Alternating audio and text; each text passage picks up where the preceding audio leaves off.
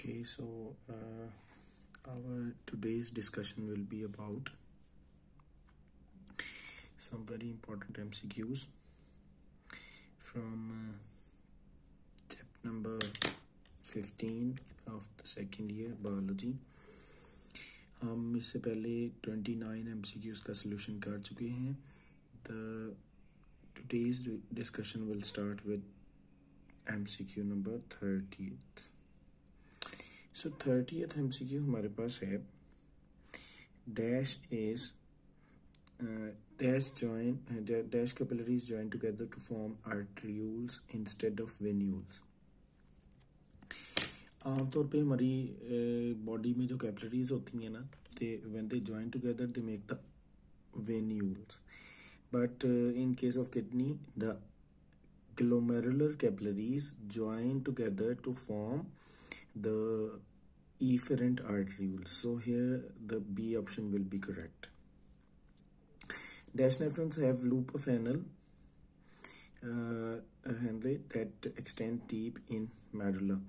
तो cortical nephrons का जो वैसे ही जो loop of anal होती है वो deeply extend नहीं होती है. It is actually juxtamedullary nephrons जो कि जिनकी loop of anal बड़ी होती हैं and they extend deep in the medulla, और उनके perivasa recta भी deeply extend होते हैं. उसके बाद dash nephrons are important for producing concentrated urine.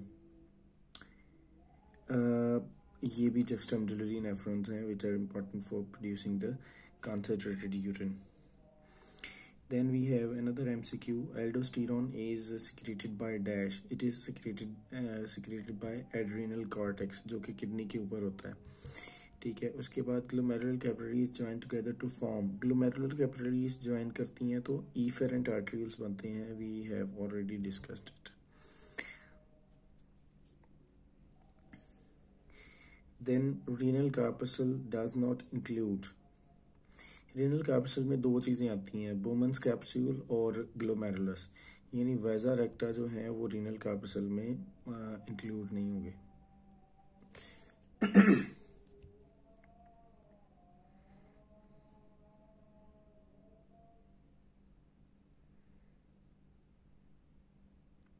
Okay. Then dash is an example of heterothermic animals. Heterothermic animals में hummingbird आता है. So B option will be correct. 37th MCQ है dash organisms are not included in poikilothermic group. So poikilothermic group के अंदर जो है वो birds included नहीं है. Birds जो है वो thermoregulators हैं.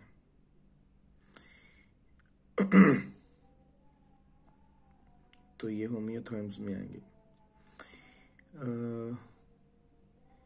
Increase in dash concentration decreases freezing point of a solution. तो जब भी किसी सोल्यूशन में हम सोल्यूट्स की कंसंट्रेशन बढ़ा देंगे तो उसका फ्रीजिंग पॉइंट जो है वो मतलब ज़्यादा माइनस में चला जाएगा. यानी ये actually thermoregulatory adaptation in plants में अब पढ़ते हैं कि जब वो अपने साइटोप्लाज्म की फ्रीजिंग को बचाते हैं, बेसिकली अपने साइटोप्लाज्म में सॉल्यूट्स की कंसंट्रेशन को बढ़ा के. Aldosterone helps in dash homeostasis. Aldosterone reabsorption of solutes को बढ़ाता है, तो बेसिकली सॉल्यूट्स की होमियोस्टेसिस को बरकरार रखता है. सॉल्यूट्स हमारी बॉडी में काम नहीं होने देता. Most of the water present in glomerular filtrate is reabsorbed from proximal convoluted tubule में ही ज़्यादा जो है वो reabsorption होती है. So ये option will be correct. उसके बाद हमारे पास है next MCQ. Kidney interstitium is more dilute in dash region. हमें पता है कि kidney interstitium जो है वो renal cortex के अंदर ज़्यादा dilute होता है because renal cortex के अंदर proximal convoluted tubules मौजूद हैं. एंड प्रॉक्सिमल कन्वोल्यूटेड ट्यूब्यूल में अभी हमने कहा कि वाटर की रीअब्जॉर्प्शन ज़्यादा होगी. तो जाहिर है जब proximal convoluted tubules renal cortex में बढ़ी हुई हैं और यहाँ पे रीअब्जॉर्प्शन ऑफ वाटर ज़्यादा हो रही है, तो रीअब्जॉर्प्शन ऑफ वाटर जो है बेसिकली वो ट्यूब्यूल से निकल के पानी ने इंटरस्टिशियम में आना है और इंटरस्टिशियम से कैपिलरीज में जाना है. तो फिर रीनल कॉर्टेक्स के अंदर क्योंकि प्रॉक्सिमल कन्वोल्यूटेड ट्यूब्यूल्स पड़ी हुई हैं, इसलिए रीनल कॉर्टेक्स में रीअब्जॉर्प्शन ऑफ वाटर हो रही होगी ज़्यादा, जिसकी वजह से रीनल कॉर्टेक्स डाइल्यूट होता जाएगा. Then antidiuretic hormone is a hormone which increases reabsorption of water from. तो antidiuretic hormone proximal convoluted tubule से नहीं करता, ये distal convoluted tubule से भी reabsorption of water करता है और loop of Henle से भी करता है.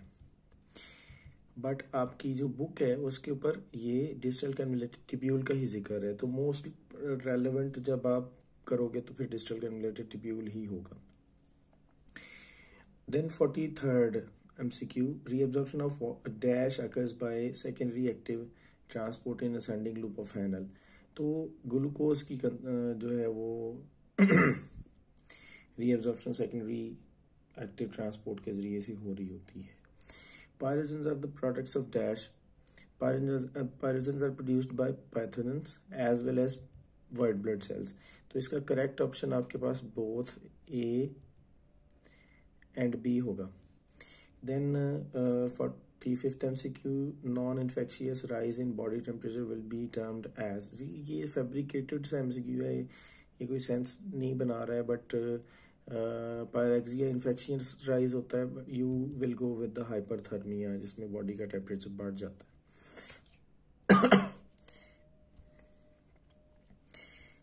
46th MCQ, dash is not found in renal cortex. तो रीनल कॉर्टेक्स में बोमेंस कैप्सूल तो होता है, ग्लोमेरुलस भी होता है, वेजा रेक्टा नहीं होगी.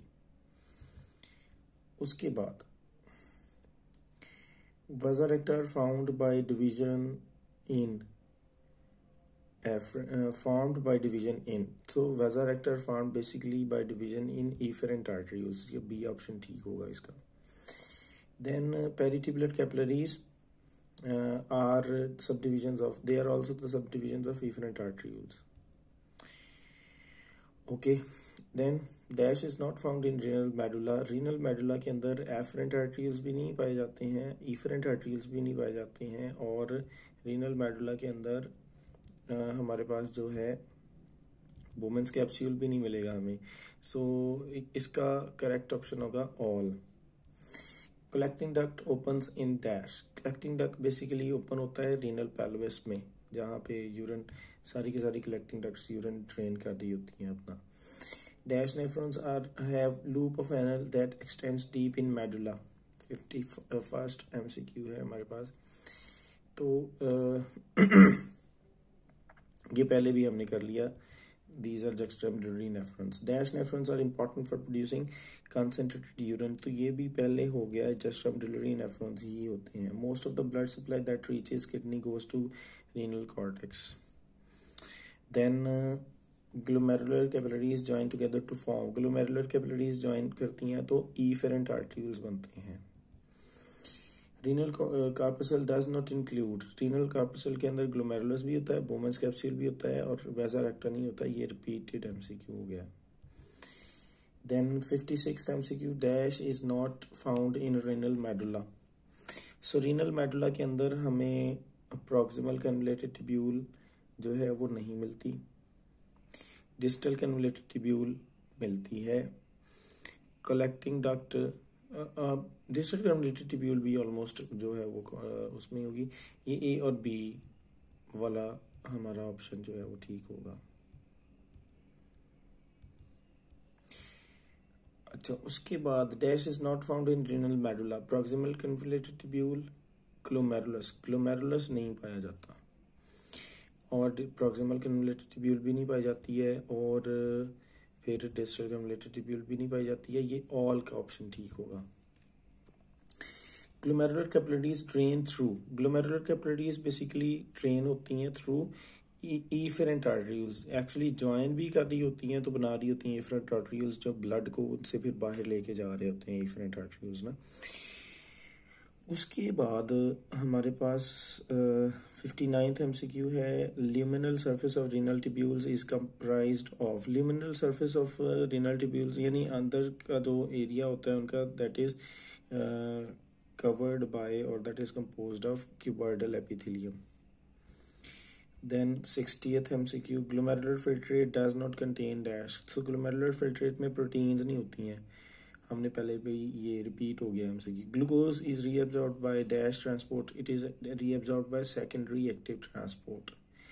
So 62nd MCQ, dash is the major site for reabsorption. Major site for reabsorption proximal convoluted tubule है. Most of the glomerular filtrate जो है that is reabsorbed in proximal convoluted tubule. And then reabsorption of glucose in renal tubules is linked with reabsorption of dash. It is linked with reabsorption of sodium. Actually ये जो secondary active transport हो रही होती है ना, ये sodium की reabsorption के साथ, सोडियम की पैसिव रीअब्जॉर्प्शन के साथ लिंक्ड होती है. ये सेकेंडरी एक्टिव ट्रांसपोर्ट की डिस्कशन जो है वो समहाउ करेंगे हम कभी. 64th MCQ, kidney secrete dash hormone. इस एक्चुअली किडनी सिक्रीट एरिथ्रोपोइटिन जो कि एरिथ्रोपोइसिस करता है, रेड ब्लड सेल्स की प्रोडक्शन करता है. Erythropoiesis is the process of red blood cells production in the body. 65th MCQ है, negative feedback mechanism is a mechanism of dash class. So negative feedback, ये इसमें focus किया गया है thermoregulatory action पे ना. तो थर्मोरेगुलेटरी एक्शन में नेगेटिव फीडबैक मैकेनिज्म बेसिकली मैमलिया का होगा, क्लास मैमलिया का. एम्फीबियंस और रेप्टाइल्स और फिशेस जो हैं वो एक्टिवली या नेगेटिव फीडबैक मैकेनिज्म के जरिए से अपना टेम्परेचर मेंटेन नहीं कर रहे होंगे. Then dash is the ion. ये एक फैब्रिकेटेड MCQ है, इसको हम स्किप करेंगे. 67th MCQ, dash is also known as thermostat of the body. So hypothalamus is also known as thermostat of the body, जो हमारी बॉडी के टेम्परेचर की को मॉनिटर कर रहा होता है. dash is not the function of kidney. Osmo regulation भी किडनी का फंक्शन है. एसिड बेस बैलेंस भी किडनी हमारी बॉडी के अंदर करता है, और मेंटेनेंस ऑफ ब्लड प्रेशर भी करता है. तो इसका ऑप्शन होगा नन. कोई भी इसमें से ऐसा नहीं है जो किडनी का फंक्शन ना हो. Then dash is the end product of haemoglobin breakdown. ये बिलिरुबिन होता है, हमने पहले भी डिस्कस किया हुआ है. Then humming bird belongs to dash category. Humming bird basically belongs to category of heterotherms. 71st MCQ है, dash part of the nephron is more impermeable to water.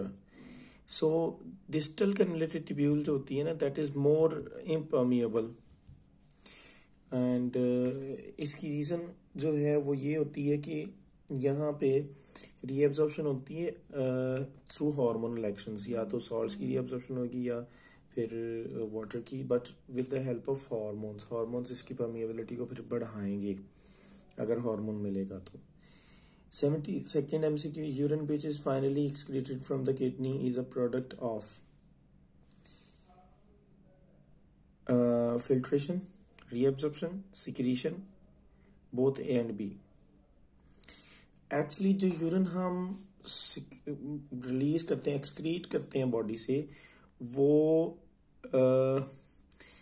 Filtration की भी प्रोडक्ट होती है, रीएब्जॉर्प्शन की भी प्रोडक्ट होती है, और सिक्रीशन की भी प्रोडक्ट होती है.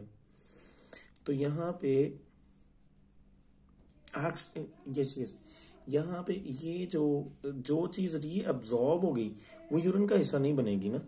तो यहाँ पे फिल्ट्रेशन और सिक्रीशन ही बेसिकली इसका कंपोनेंट होगा. A and C होगा इसका option. So this is all for this session. हम फिर से एक और सेशन स्टार्ट करेंगे to complete this all. So it's all for this session.